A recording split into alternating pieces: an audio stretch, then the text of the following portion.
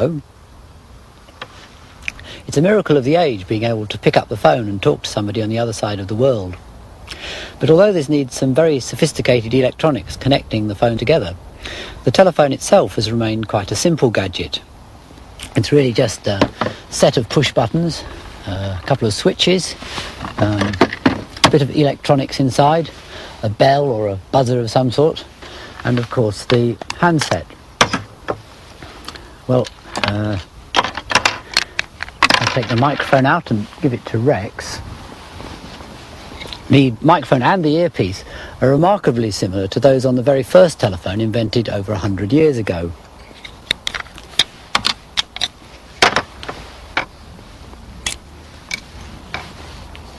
If I connect up the earpiece at this end and Rex connects up the microphone at the other end, I should be able to hear him. Hello, can you hear me, Tim?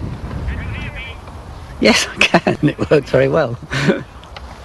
This is too faint to work over long distances, but the remarkable thing is that there's no battery in this circuit. It's just the microphone at one end and the earpiece at the other. In this programme, I'm going to look at how the telephone evolved from simple devices like this to become the elaborate international system it is today. Hello, Tim. Can you hear me? It had been discovered in 1820 that any wire carrying electricity becomes slightly magnetic. The effect was called electromagnetism. Wrapping the wire round in a coil greatly increases the effect. The extraordinary thing is that until 25 years ago, most of the telephone system was worked by devices based on this simple effect. Aged 25, Bell himself started teaching speech therapy in Boston. At the same time, he came up with his idea of a harmonic telegraph. Recruiting a man from the local ironmonger shop called Watson, he experimented, sending several messages simultaneously at different tones, but nothing would make it work. Oh, doesn't it work? On June the 2nd, 1875, though, he suddenly realised it could be modified to transmit speech.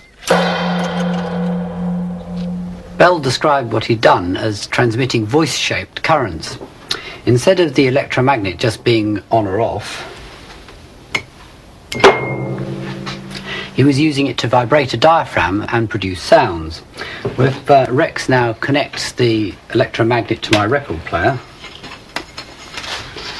and we use the bass drum skin as the diaphragm, you should be able to hear something.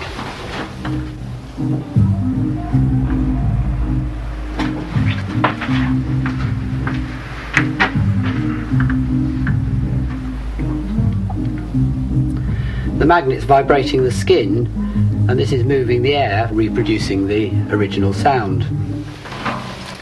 This is one of Bell's original telephones. You can see exactly the same arrangement with the diaphragm here and the electromagnet. You listen in through the bottom here.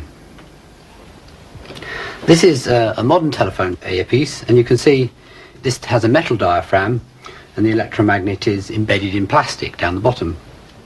The principle is exactly the same. Bell's patents made him a very rich man, and he built an enormous mansion in Nova Scotia. Bell used the second receiver as his microphone. It works exactly in reverse. When you speak near it, the diaphragm vibrates and creates a tiny electric current in the electromagnet.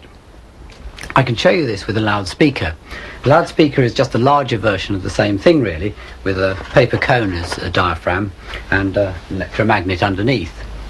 I've connected it to a meter here, and when I move the diaphragm, the meter registers the current. Well, now if I connect it to the second speaker,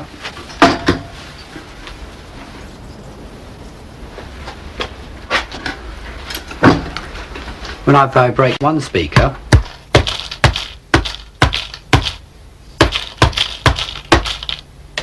the other one vibrates too. This is how Rex was managing to talk to me at the beginning of the programme. But it's not a very efficient process, this is why Rex's voice was so faint. And without any electronics, Bell's idea was really much too faint to be of any practical use at all.